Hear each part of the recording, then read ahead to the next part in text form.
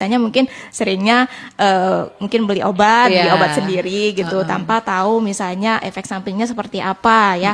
Nah, kalau misalnya golongan seperti yang Ibu Aisyah bilang tadi ya, golongan statin itu sebenarnya ada efek samping yang mungkin masyarakat belum banyak tahu.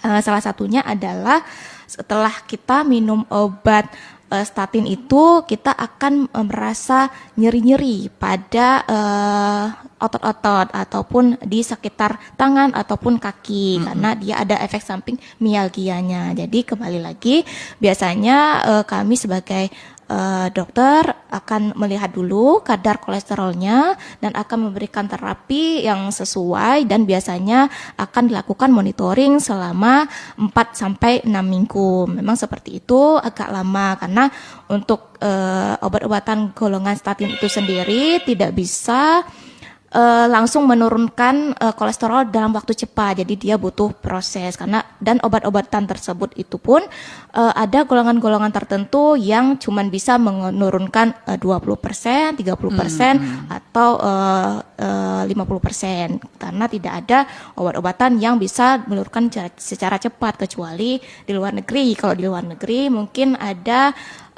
sejenis suntik antibodi untuk menghentikan produksi LDL.